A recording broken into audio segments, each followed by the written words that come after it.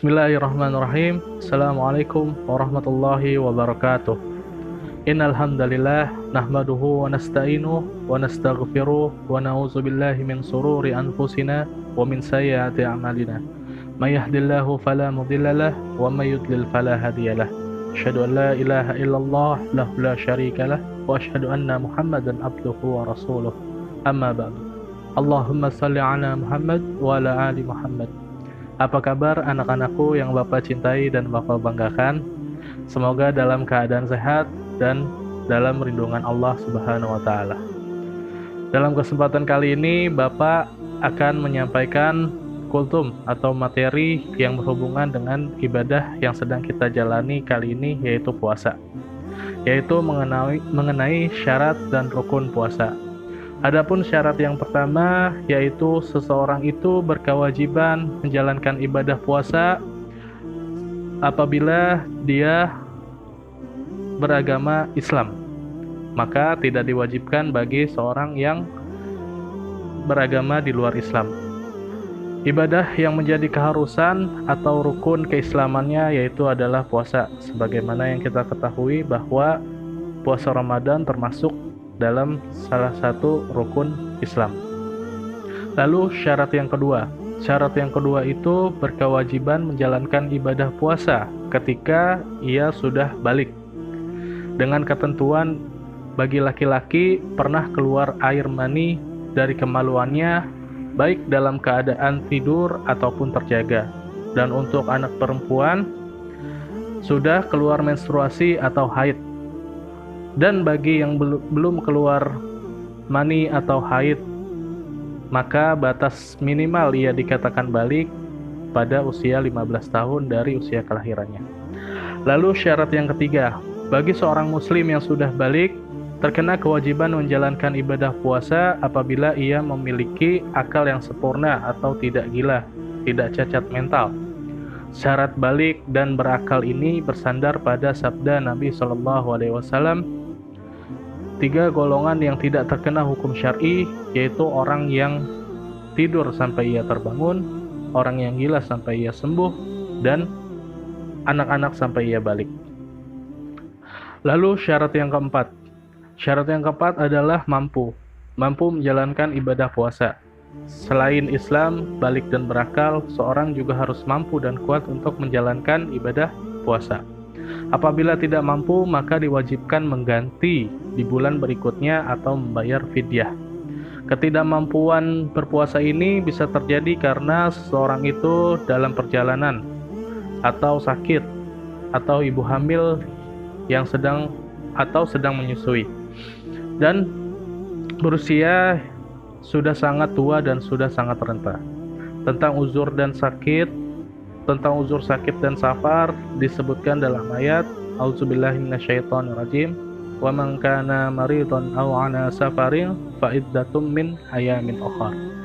Dan barang siapa sakit atau dalam perjalanan lalu ia berbuka, maka wajib baginya berpuasa sebanyak hari yang ditinggalkannya itu pada hari-hari yang lain. Quran Surat Al-Baqarah ayat 185. Bersafar di sini tentu juga ada kriterianya, yaitu perjalanan yang jauhnya mencapai 83 km atau lebih, maka bisa dikatakan bahwa orang itu bersafar. Lalu orang yang sudah tidak punya kemampuan untuk berpuasa, dalam Quran Surat Al-Baqarah ayat 184 disebutkan, dan wajib bagi orang-orang yang berat menjalankannya jika mereka tidak berpuasa membayar fidyah, yaitu memberi makan seorang miskin.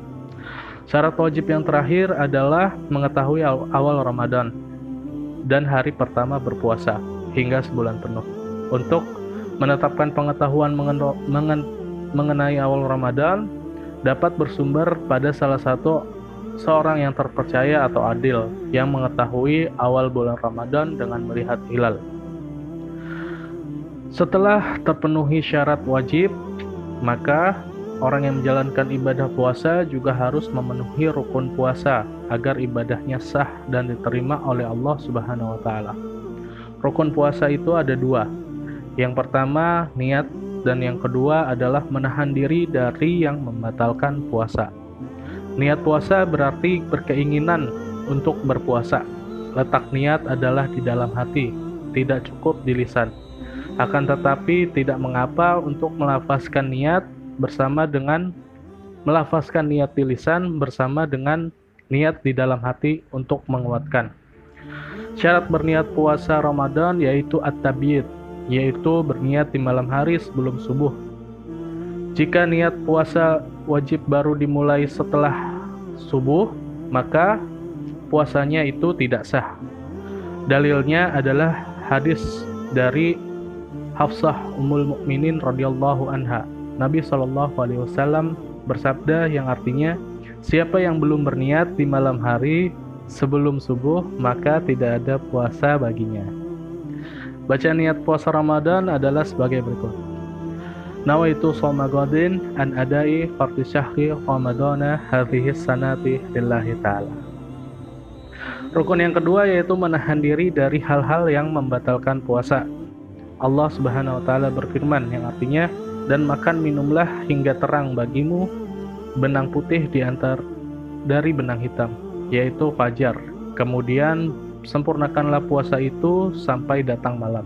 Quran Surat Al-Baqarah ayat 187. Maka rukun yang kedua adalah menahan diri dari hal-hal yang membatalkan puasa. Salah satunya adalah makan dan minum. Itu adalah pembatal puasa. Dan hal-hal yang membatalkan puasa apa saja yang lebih rinci dan lebih jelas akan dibahas pada materi berikutnya. Jadi sekian dari materi dari saya, semoga dapat bermanfaat, semoga kita juga bisa menjalankan ibadah puasa dengan baik dan mendapatkan pahala puasa kita diterima Allah Subhanahu wa taala.